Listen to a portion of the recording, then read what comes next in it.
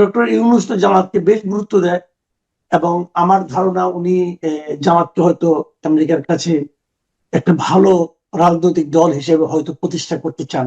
তো এখন এই লোকটা খুবই নিম্ন মানের একজন প্রতিহিংসা পরায়ণ মানুষ, এটা আমি বলবো। এই সরকারের যদি আয়ু আর 3 সপ্তাহ হয়, তাকে আর 3 সপ্তাহ জেলে থাকতে হবে। আনিস আপনি কি আলমগীর, নিশ্চিত এই সরকারের আয়ু 3 সপ্তাহ? আপনি নিশ্চিত? আমি নিশ্চিত, আমি নিশ্চিত আচ্ছা। ইলেকশনের পরে এই সরকার থাকতে পারবে না এবং এই সরকারের বিদায় হবে খুব বেজ্জতি রকম ভাবে। একজন বেজ্জতের সঙ্গে আর বিদায় নিবে, দেখেন এটা কথা বলে রাখলাম। আমন্ত্রণ জানাচ্ছি প্রিয় দর্শক, মানচিত্রের নিয়মিত আয়োজন কথোপকথনে। আজকে আমাদের সঙ্গে যুক্ত রয়েছেন সিনিয়র সাংবাদিক এবং কলামিস্ট মাসুদ কামাল। সাংবাদিক মাসুদ কামাল, আপনাকে স্বাগত জানাচ্ছি। আমরা একটু কথা বলতে চাই, নিশ্চয়ই আপনি খেয়াল করেছেন ওয়াশিংটন পোস্টে খুবই গুরুত্বপূর্ণ একটি রিপোর্ট প্রকাশিত হয়েছে, যেখানে বলা হচ্ছে যে গত 1 ডিসেম্বর, অর্থাৎ 2025-এর 1 ডিসেম্বর বাংলাদেশে মার্কিন দূতাবাসে বাংলাদেশের কয়েকজন নারী সাংবাদিকদের সঙ্গে একটা ঘরোয়া বৈঠকে একজন মার্কিন ডিপ্লোম্যাটের আম, আলোচনা হয় অনানুষ্ঠানিক ভাবে। সেখানে তারা বাংলাদেশে জামাতে ইসলামীর সঙ্গে বন্ধুত্ব করতে চায় এবং ইঙ্গিত দিয়েছে তারাই ক্ষমতা আসুক এবং তাদের সঙ্গে কাজ করতে চায়। এই রিপোর্টটি ওয়াশিংটন পোস্ট পাবলিশ করেছে, তাদের হাতে অডিও রেকর্ড রয়েছে। বাদ বাকি নিশ্চয়ই আপনি জানেন। আমরা তো জানি যে আমাদের যে কোনো নির্বাচনে বহিঃশক্তি, সেটি ভারত হোক, যুক্তরাষ্ট্র হোক, চীন হোক, তারা প্রভাব বিস্তারের চেষ্টা করে এবং ফলাফল অনেক কিছুই তাদের উপরে নির্ভর করে। আপনার মন্তব্য তাদের এই রিপোর্টটি নিয়ে ওয়াশিংটন পোস্টের? দেখেন, এটা আমার কাছে এটার মধ্যে আমি মানে খুব বিশাল কিছু দেখি না। দেখি না এই কারণে, সবসময় আমি দেখেছি এই ধরনের মানে পশ্চিমা দেশগুলো, তাদের কূটনৈতিক একটা ভাষা আছে। সবার সঙ্গেই তারা সম্পর্ক রাখতে চায়, যারা ক্ষমতায় আসবে তাদের সঙ্গে তারা একটা যোগাযোগ করতে চায়। এখন এই জন্য এখানে একটু গুরুত্ব পাচ্ছে এই কারণে যে তারা কিন্তু জামাতকে একসময় তাদের নিষিদ্ধ রাজনৈতিক দলের মতোই তারা ভাবতো আর কি, যেটা একটা নিষিদ্ধ রাজনৈতিক দল, ইসলামপন্থী, জঙ্গি, এরকম একটা প্রচারণা তাদের মধ্যে ছিল জামাত সম্পর্কে। এবং এটা, শিবিরকে সন্ত্রাসী সংগঠন হিসেবেও আখ্যা দিয়েছিল। হ্যাঁ, দিয়েছিল। তো সেই জায়গাটাতে তার একটা চেঞ্জ আনছে। এই চেঞ্জ আনার পেছনে আমার আমার কেন যেন মনে হয় ডক্টর ভূমিকা থাকতে পারে। ডক্টর ইউনূস তো জামাতকে বেশ গুরুত্ব দেয় এবং আমার ধারণা উনি জামাতকে হয়তো আমেরিকার কাছে একটা ভালো রাজনৈতিক দল হিসেবে হয়তো প্রতিষ্ঠা করতে চান। আমি ডক্টর ইউনূসের বিভিন্ন কর্মকাণ্ড দেখি এবং বিভিন্ন সময় আগে এবং পরে বিভিন্ন কথাবার্তা থেকে সব মিলিয়ে আমার অবজারভেশন হলো ডক্টর ইউনূস ব্যক্তিগতভাবে একটা জিনিস খুবই অপছন্দ করেন, সেটা হলো উত্তরাধিকার। উনি উত্তরাধিকার রাজনীতি বিষয়টা অপছন্দ করেন এবং উনি শেষ পর্যন্ত চেষ্টা চালিয়ে যাবেন যাতে না এই উত্তরাধিকারের রাজনীতি আমাদের দেশে প্রতিষ্ঠিত হতে না পারে। তো সেক্ষেত্রে বিকল্প কি? বিকল্প হলো একমাত্র জামাত। তো সেক্ষেত্রে জামাতের বিভিন্ন কিছু আমেরিকানদের কাছে গ্রহণযোগ্য করে তোলার জন্য ইউনূস সাহেব একটা ভূমিকা থাকতে পারে। এটা হলো আমার অবজারভেশন। এবং সেই কারণে হয়তো যোগাযোগটা হচ্ছে এবং আমেরিকা মানে আপনার জামাতের ব্যাপারে এখন আগ্রহী হতে পারে এই কারণে যে যেহেতু এই মুহূর্তে ভোটের মাঠে রাজনৈতিক দলই মাত্র দুইটা এখন, একটা হলো বিএনপি আর একটা হলো জামাত ইসলাম। অন্য যারা তারা মোটামুটি দুধ ভাত, তারা তো মানে সঙ্গে সঙ্গে ঘুরে ছাগলের 3 নাম্বার 4 নাম্বার বাচ্চার মতো। তো এই দুইটার মধ্যে এখন আপনাকে তো দুই দিকেই আপনার যোগাযোগ রাখতে হবে। যদি আপনার এর সঙ্গে না রাখেন তাহলে আরেকটার সঙ্গে এখন দেখেন হয় কি, রাজনীতিতে না কিছু কিছু স্পেকুলেশন কাজ করে। সাধারণ মানুষ কিন্তু অনেক সময় স্পেকুলেশন দ্বারা প্রভাবিত হয়। এটা আমি তো মনে করি জামাতও ছড়াতে পারে। জামাত যদি সাধারণ মানুষের কাছে বলতে পারে, বোঝাতে পারে, মানুষের মধ্যে একটা ধারণা দিতে পারে যে তাদের সঙ্গে আমেরিকার সম্পর্ক ভালো, তাহলে কিন্তু তাদের ব্যাপারেও সাধারণ মানুষের মধ্যে এক ধরনের হয়তো পজিটিভ একটা চিন্তা কাজ করতে পারে। তারা হয়তো ভাববে যে না, তাহলে এই দলটা তো একদম বিচ্ছিন্ন কোনো দল না, এদের সঙ্গে সরকারের সম্পর্ক ভালো, এদের সঙ্গে আমেরিকান গভর্নমেন্ট পশ্চিমা বিশ্বের সম্পর্ক ভালো, তো আমরা তাহলে জামাতকে নিয়ে বিকল্প হিসেবে চিন্তা করতে পারি। এই ধরনের চিন্তা মানুষের মধ্যে ছড়িয়ে দেওয়ার জন্য এটা জামাতেরও একটা উদ্যোগ হতে পারে, জামাতের দিক থেকে হতে পারে। কাজেই এটা সব মিলিয়ে এক ধরনের জামাতের রাজনীতির ক্ষেত্রে একটা একটা সামান্য হলেও আমি মনে করি এক্সট্রা একটা মাইলেজ যোগ করবে, এটাই। বাট এটা নিয়ে আমি মনে না, করি না যে খুব চিন্তিত হওয়ার কিছু আছে। না, সেটা যদি জামাত প্রচার করতে চাইতো, তারা তারা প্রচারণা করতো, সেটা অবশ্যই আপনার কথা ঠিক আছে, যেরকম একটি শো অফ করতে পারলে অবশ্যই তারা বেনিফিট হবে কোনো না কোনো ভাবে। কিন্তু এটা তো একটা ঘরোয়া বৈঠকে আহ মার্কিন ডিপ্লোম্যাটের মুখ থেকে বেরিয়েছে।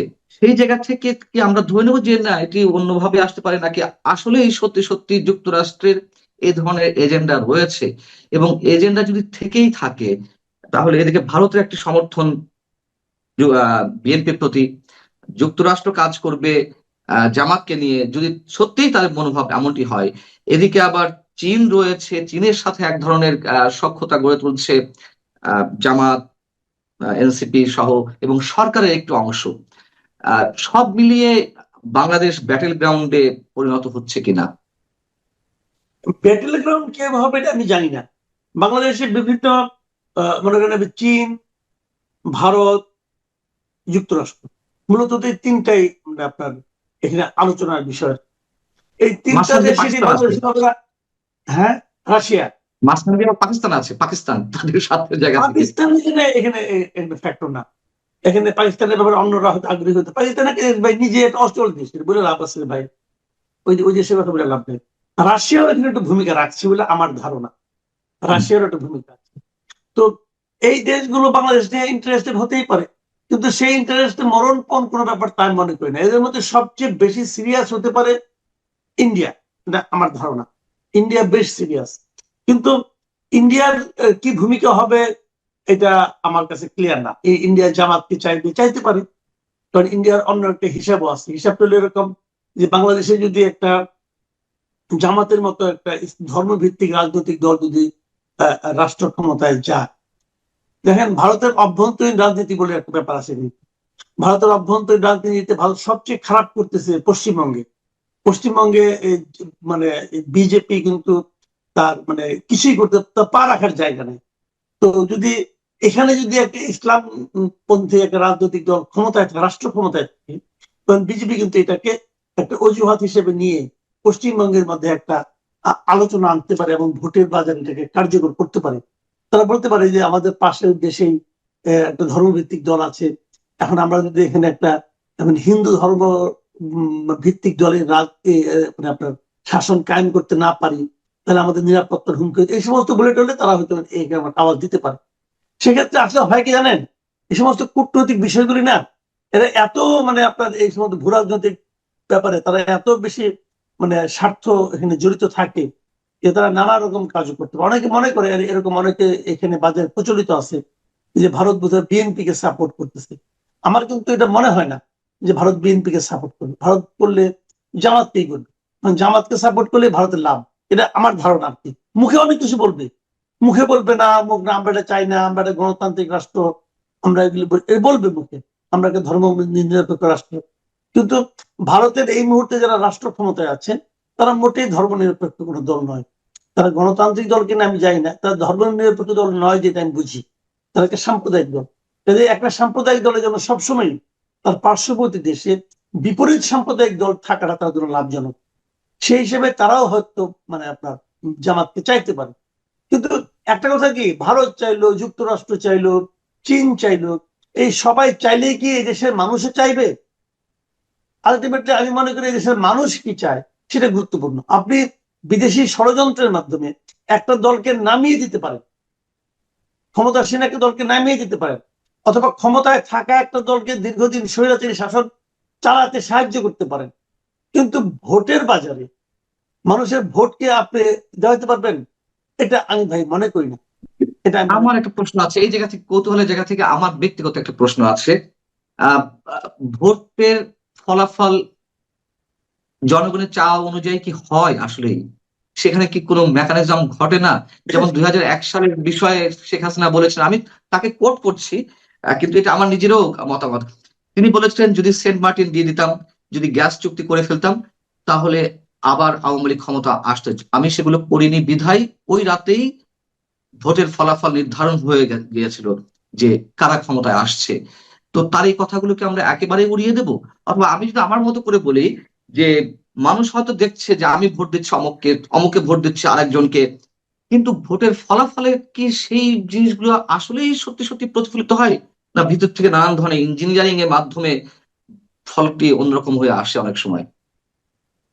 আপনার এই কথাগুলোতে আপনি সেই যে কথাটা বললেন যে আমি যে ভোটটা দিই সেই অনুযায়ী কি রেজাল্টটা আসে, না ইউ আর রাইট, আপনার এই আশঙ্কা আমি একমত। এদেশে অনেক কিছুই হয়, আমরা তো এর আগে দেখেছি, মিডিয়াকে দেখেছি, কিন্তু আমরা যে মিডিয়ায় কি হয়েছে না ভোট গণেও নাই, এই বলে দিচ্ছে ও ডিক্লেয়ার করেছে, ভোটে একটা হিসাব দিয়ে দিল, এরকম মানে আমরা দেখেছি, কিন্তু আমাদের অভিজ্ঞতা আছে। এখন সেই অভিজ্ঞতা এবারও হবে কিনা এটা আমি জানি না, তবে আমি তো চাই না যে হোক, কারণ চাই না তাহলে আর পার্থক্যটা কি। আমরা তো আমি আমার বিরুদ্ধে, আমি যদি ব্যক্তিগতভাবে বলি, শেখ হাসিনার বিরুদ্ধে আমার সবচেয়ে বড় অভিযোগ ছিল ভোট নিয়ে। আমি মনে করতাম যে উনি একটা রাজনৈতিক দল, বুঝছেন, একটা রাজনৈতিক দল বলেন, একটা সরকার বলেন, যত খারাপই করুক না কেন, সে যদি ভোটটাকে ঠিক রাখে তাহলে কিন্তু মানুষ একটা জবাব দেওয়ার জায়গা থাকে, তুমি খারাপ করেছো, তোমাকে আমি আর চাই না, মানুষ বলতে পারে। কিন্তু সে ভোটটাকেই ধ্বংস করে দেয় তাহলে তো কিছু থাকে না। শেখ হাসিনা ওই কাজগুলি করেছিলেন। তো তার বিপরীতে আমরা সবাই চেয়েছি যে অনেক কিছু হোক, যা হোক, একটা যেন ভোটিং সিস্টেমটা যেন ঠিক হয়। তো যে কারণে এখন যে নমুনা দেখতেছি খুব একটা আশাবাদী হতে পারছি না, যে ইলেকশন কমিশন দেখতেছি অথবা সরকারের যে ভূমিকা দেখতেছি, আমি খুব একটা আশাবাদী হতে পারছি না। কিন্তু আশাবাদী না হলেও শেষ পর্যন্ত তো এই আশাটা নিয়েই থাকতে হবে আমাদেরকে, যে কোনোই কি যাতে চেঞ্জ হবে না, একটা জায়গায় অন্তর্ভুক্ত চেঞ্জ হোক, সেটা ভোটের জায়গায় চেঞ্জ হোক, এই আশাটা তো আমি করি। এখন যদি শেষ পর্যন্ত সেটাও না পাই, সেটা হবে সবচেয়ে পেইনফুল ব্যাপার। কিন্তু আমার কেন যেন মনে হয় যে যদি ওটা হয় তাহলে ভালো হয়, এবং এটা হতে পারে। এদেরকে আমি ইলেকশন কমিশনকে আমি অযোগ্য বলি, অথর্ব বলি, অনভিজ্ঞ বলি, কিন্তু এখনো কিন্তু এদেরকে আমি করাপ্ট বলি না, এখনো কিন্তু ইলেকশন কমিশনকে আমি পক্ষপাত দুষ্ট বলি না। আমি সরকারকে পক্ষপাত দুষ্ট বলি, কিন্তু ইলেকশন কমিশনকে এখনো কিন্তু বলি না। আমি ইলেকশন কমিশনকে এর আগে অনেকবার বলেছি, কিন্তু এটা অথর্ব বলেছি, অনভিজ্ঞ বলেছি, অযোগ্য সবই বলেছি, কিন্তু আমি পক্ষপাত দুষ্ট এখনো বলি নাই, কারণ আমি যদি আশা যদি করি। অথর্ব যদি অথর্ব দুর্বল হয়েই থাকে, সেই দুর্বল চিত্তের প্রতিষ্ঠান বা দুর্বল চিত্তের মানুষেরা পক্ষপাতিত্ব করতে কি সময় নেয়? যেমন আমি দুর্বল বলি নাই প্রথমে কিন্তু, প্রতিষ্ঠা না, আমি সেটা আমি বলছি, কিন্তু দুর্বল প্রশ্নটা বলি আমার। নাই। আমি বলেছি, আমি তিনটা শব্দ বলেছি, যে একটা হলো অনভিজ্ঞ, একটা হলো অথর্ব, একটা হলো হুম। অযোগ্য।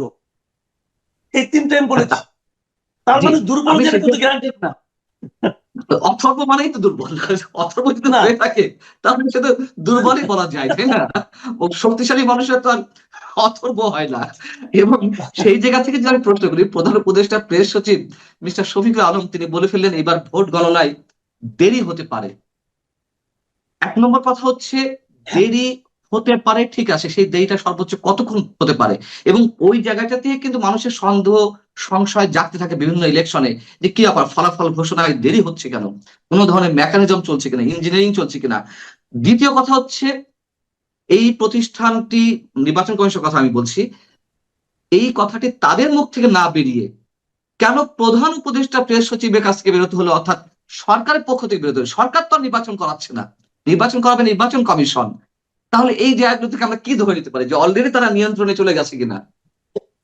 এই এই আপনার এই পয়েন্টটা খুবই ইন্টারেস্টিং, একটা পয়েন্ট, ইন্টারেস্টিং পয়েন্ট এই কারণে যে শফিকুল আলম মানে একটা অর্বাচীনের মতো কথা বলেছেন, এবং ওনার আসলে কাণ্ডজ্ঞান নিয়ে আমার একটু সন্দেহ আছে। উনি হয়েছিল কি অতি আত্মবিশ্বাসের কারণে উনি যেটা তার বলার কথা না, যেটা তার বলার এখতিয়ারের মধ্যে পড়ে না, সে সেগুলিও বলেন। এবং আপনি খুব ভালোভাবে একটা পয়েন্ট ধরেছেন যে এটা তো ভাই, আপনি যে মুহূর্তে শিডিউল ঘোষণা হয়ে গেল, নির্বাচন কেমন হবে কেমন না হবে পুরো জিনিসটা নির্বাচন কমিশন বলবে। আপনি কে? আপনি তো প্রধান উপদেষ্টার প্রেস সচিব, আপনার যিনি প্রধান উপদেষ্টা উনিও বলার এখতিয়ার রাখেন না এই যে দেরি হবে কি হবে না, ওনারও সেটা বলার এখতিয়ার নাই। আর আপনি তাদের প্রেস সেক্রেটারি, আপনি কি করে বলেন যে দেরি হবে না তাড়াতাড়ি হবে? আপনি বলার কে? কিন্তু সমস্যা হলো কি, এই লোকটা বোঝে না। এই লোকটাকে আমি কয়েকবার এর সঙ্গে বসছিলাম বিভিন্ন জায়গায়, আমার কাছে ওর সঙ্গে কথাবার্তা বলে মনে হয়েছিল লোকটা বোধহয় মানে মেধাবী আছে। এখন আমার মনে হচ্ছে উনি মেধাবী না, উনি মূর্খ একটা বেসিক্যালি। উনি জানেন না যে কি বলতে হবে, কোথায় বসে কোন প্রসঙ্গে কি বলতে হবে, কোনটা ওনার এখতিয়ার। উনি আমার সেনাকে বলছিলেন না আমাদের সবকিছু করার এখতিয়ার আছে, বলছিলেন না একবার একটা, মানে পাগলের মতো কথাবার্তা বলে। তো এখন উনি বলতেছেন এগুলো, উনি আবার অন্যদের ভুল ধরেন। উনি আবার চট করে বলে দেন না এটা মিথ্যা, মিথ্যা বল। ওই নুরুল কবির এমনি মাঝখানে দেখলাম যে আল জাজিরা ওনার একটা ইন্টারভিউ নিচ্ছে, নুরুল কবির ওখানে গিয়েছিল যে ওই ডেইলি স্টার আগুন নিভানোর জন্য, নুরুল কবির হুম, ফোনে হুম, কি হুম। বলছে না বলছে সেগুলো লাই, টোটাল লাই হ্যাঁ, সেগুলো। নুরুল কবির মিথ্যা বলছে? একটা কাণ্ডজ্ঞান সম্পন্ন ব্যক্তির বলতে পারে?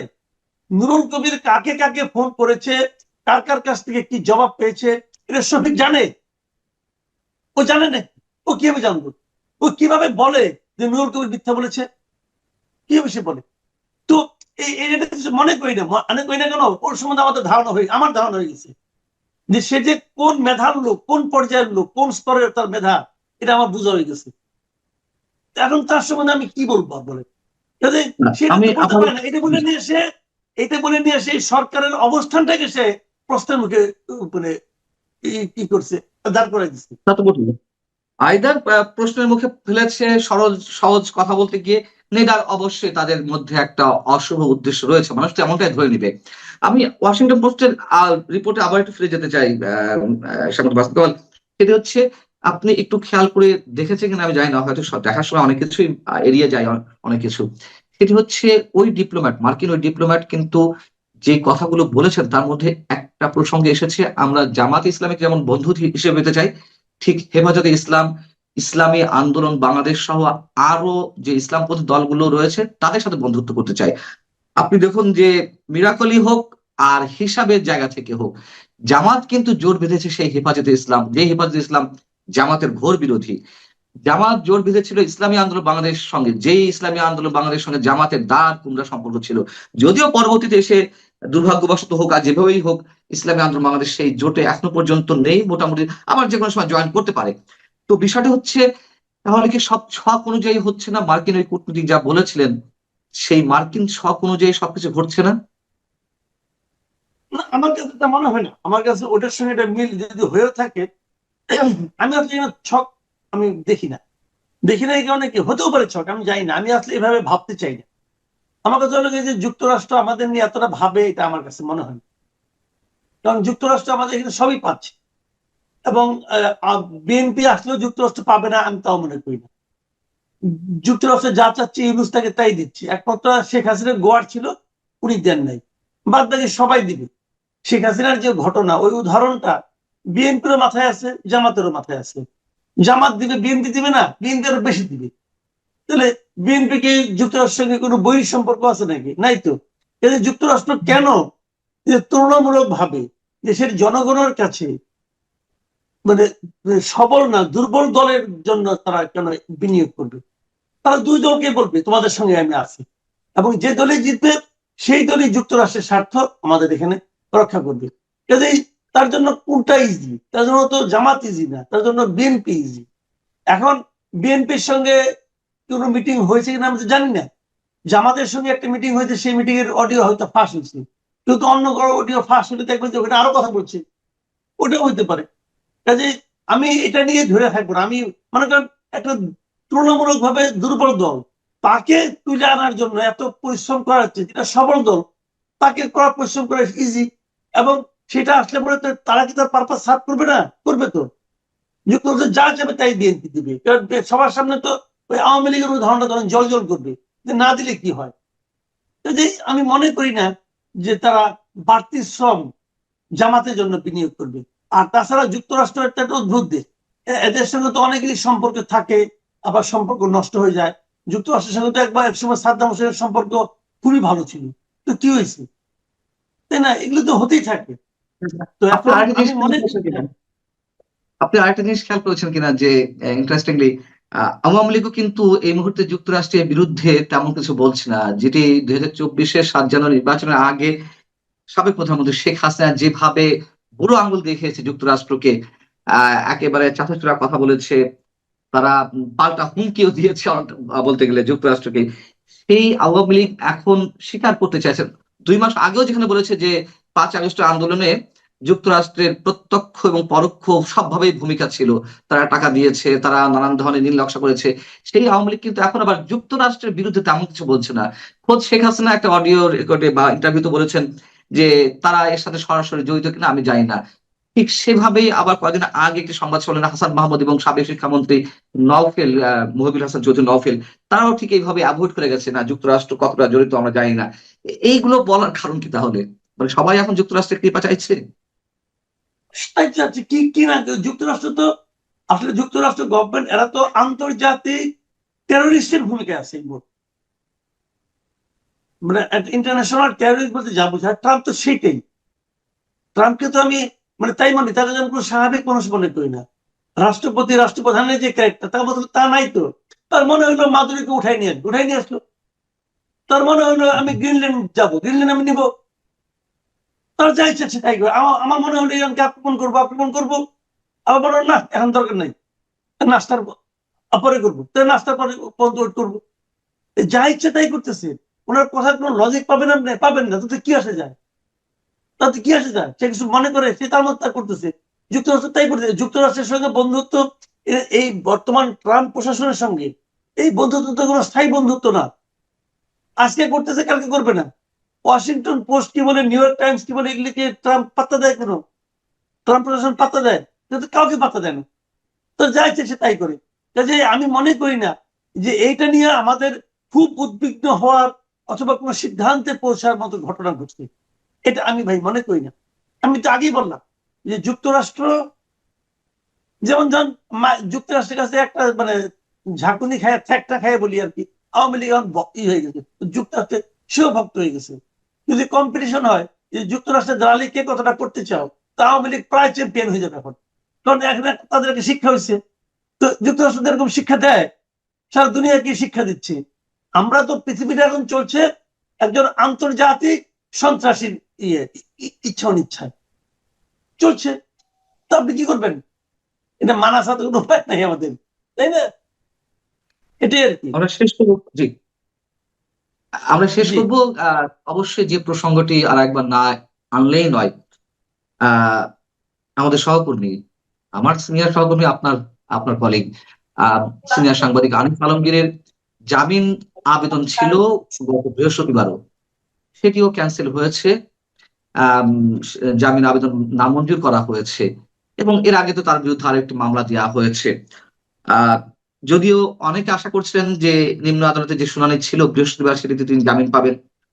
আমার অবশ্য আশা ছিল না, যদি জামিন দেওয়ার কোনো ধরনের ইচ্ছা আদালতে থাকতো উপরের নির্দেশে, যেহেতু নিম্ন আদালত এখনো নির্বাহী বিভাগের অধীনে, বা সরকার যদি নমনীয় থাকতো তাহলে তার বিরুদ্ধে দুদকের মামলাটি দিত না।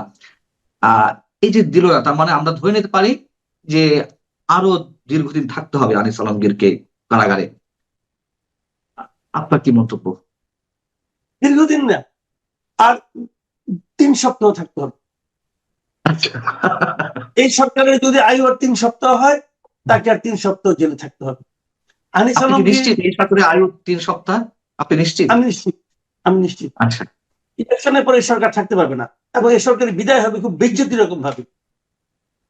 একজন বেজ্জতির সঙ্গে বিদায় নিবে, দেখেন এটা কথা বলে রাখলাম। আর আনিস আলমগীর 3 সপ্তাহ থাকবে। এই যে কাজগুলি করেছে এই সরকার, আনিস আলমগীরকে গ্রেপ্তার করেছে যে মামলায়, যেভাবে সে একটি মামলায় আপনাকেও গ্রেপ্তার করেছিল, আবু আলম শহীদ খানকেও গ্রেপ্তার করেছিল, হাফিজুর রহমান কার্জনকে গ্রেপ্তার করেছিল।